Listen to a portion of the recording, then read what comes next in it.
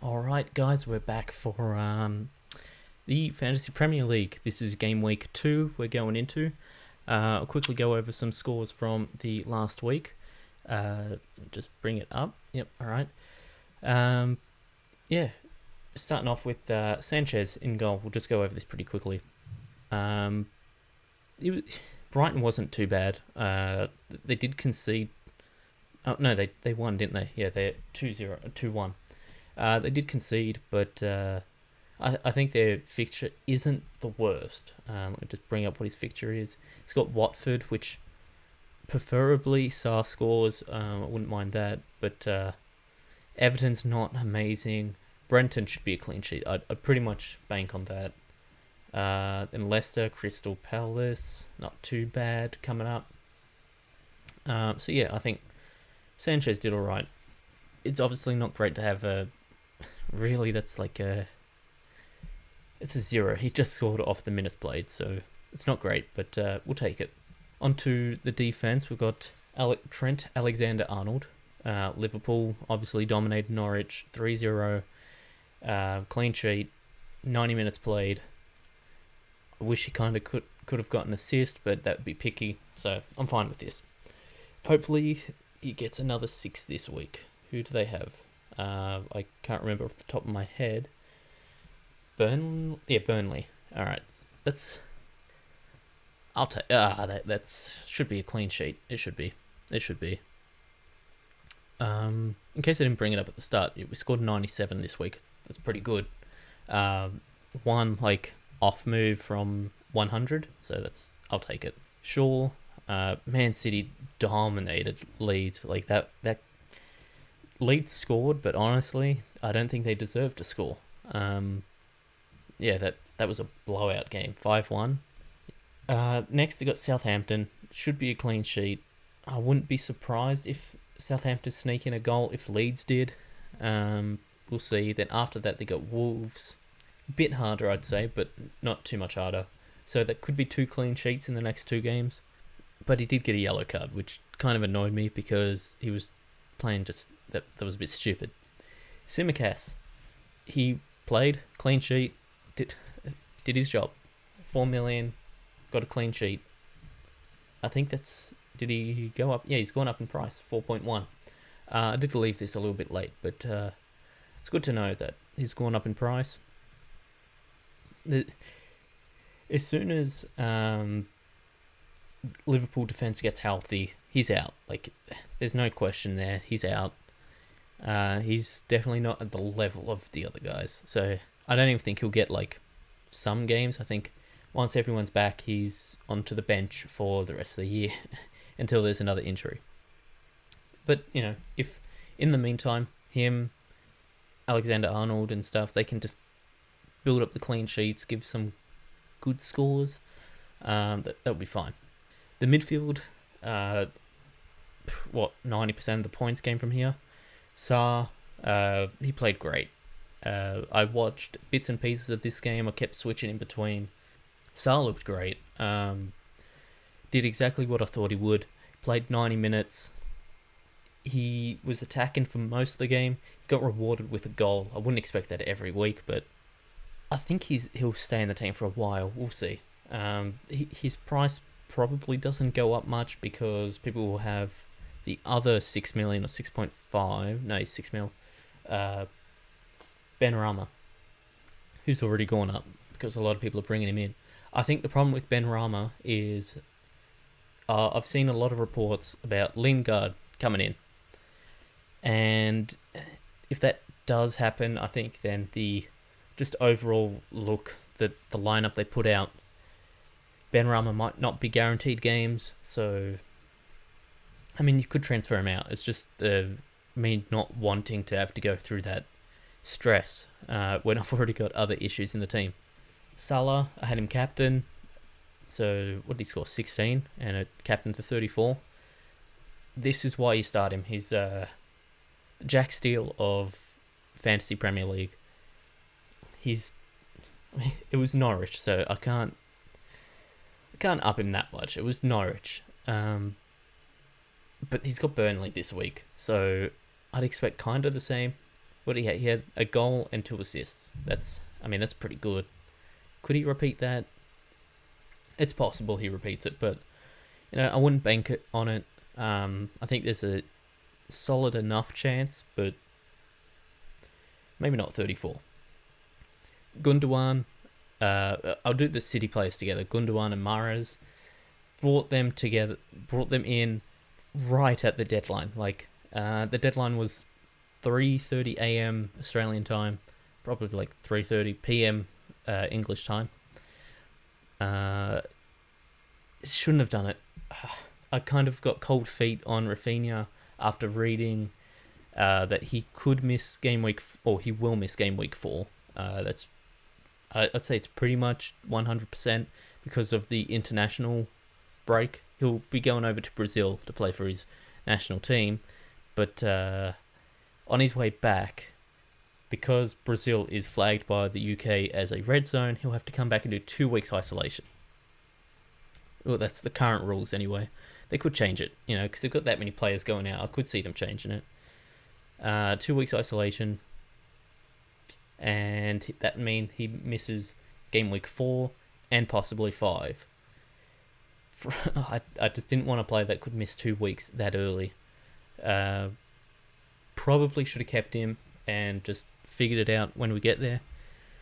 But yeah, I just kind of got cold feet on it, and because I didn't really like anyone else at that 6.5 mil range. I think there was Harrison there.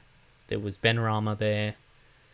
I wasn't a fan of having Benrahma and Sarr, and I couldn't find the money to go anywhere else with it. So went to Gundogan and downgrade Son to Mahrez. This wasn't too bad for, I'd say, 15 minutes of the game. Then City lost, obviously. I stayed up to watch it, and they lost. It was a good game, though. Tottenham definitely deserved to win that. They played amazing. I think Gundogan had... I know there was at least one shot he had.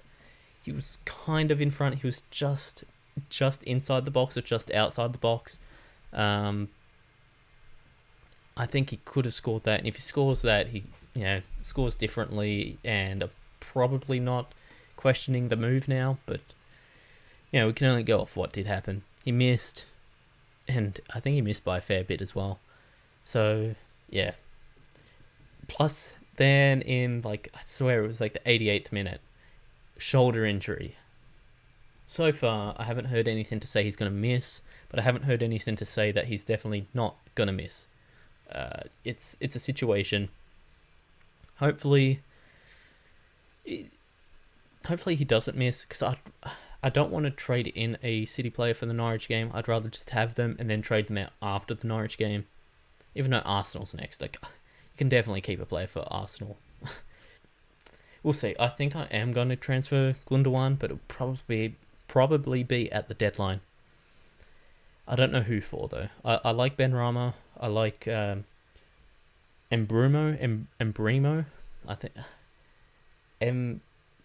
You know who I'm talking about. He's a Brentford player. Mbrumo, I think it is. I know there's a U and E in there. I don't know how to make that sound. Yeah, we'll see. Because if I do that, then I have the money to go Mahrez up to Son when their fixture lines up. Mahrez can stay. It's just once everyone gets healthy, I think his spot is a bit under risk. Because Torres could go on the wing. He can't go in the straight midfield. KDB will be back soon. We'll see. I think Mahrez is a bit of an interesting one, but kind of safer. I don't know. If Son didn't score, I'd be a lot happier, but he did. Damn it. It was a good shot as well, so I can't be too mad. Fernandes, the king. 3 goals. He had a hat-trick, 90 minutes. What a king. King Fernandes, King Bruno. Definitely some people that had him captain this week. I think the top team has him triple captained, which, that's a game week 1 team if I've ever seen it. That's not going to happen again. I think everyone rushing to get Fernandes in, I think that there's an argument for that being a bad move. Oh, I don't know if it is. I'd have to see. It's kind of team specific. Like, if you saved money because you were thinking of getting Fernandez anyway, then you just sped up your plans. It's fine. But if you're like overhauling your team, taking a big hit for Fernandez, I think that's a bad move. Just get him when like his price drops back down. He's got 2 good games coming. Oh, 3. He has got Newcastle. And then after that, I think the fixture gets a little bit harder for him. So I don't think you have to rush out to get him. I think it was just one really good week. And Pogba played out of his mind. If Pogba doesn't have those 4 assists, then Fernandez doesn't have a hat-trick. Right? I mean, that's simple, but a lot of people just need to understand that. The forward... I almost said the forward line, but you know what I mean. Like the strikers, the attackers I got. Tony didn't score, but Brentford dominated Arsenal. Arsenal looked terrible. They looked really bad. Like, I didn't watch the game. It was on at 5 o'clock in the morning.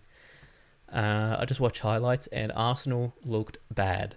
We'll see if their defense is equally as bad this week, because if they are, then it's an attacker's field day versus Arsenal.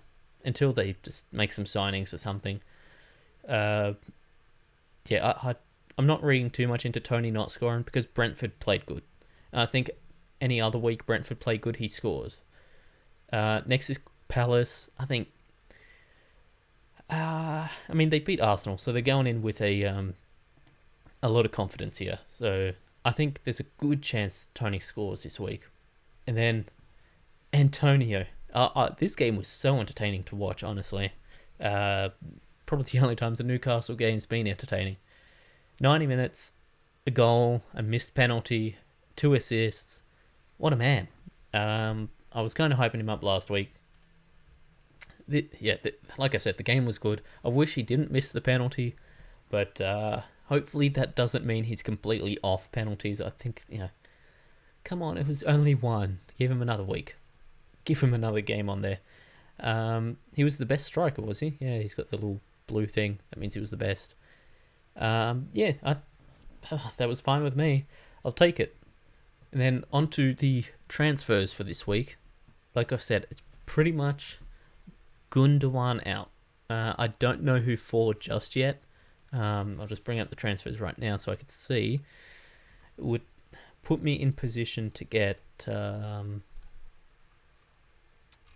what? I wish I didn't have to filter everything. Pogba's out because he's gone up. I'm not a fan of going to Ben Rama because, like I said, I think his job's not the most secure, even with a couple of good games. And I'm not a fan of the go down and have like 0.4 in the bank. I'd rather just have the full amount, or 0.9 if I was to go down. I think there's Greenwood, from United. He'd obviously be good. Like I said, United's fixtures are pretty good for the start of the year.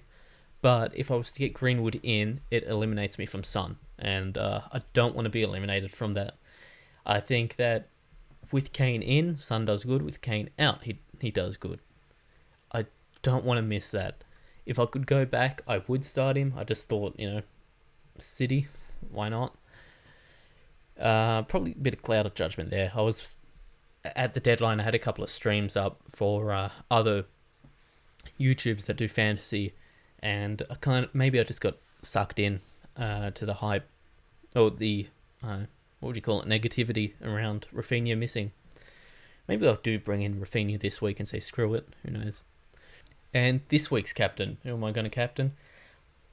I'd say Salah. I think Salah's the best bet, even with Fernandez's hat trick. I think that he's going to be the most captain this week. But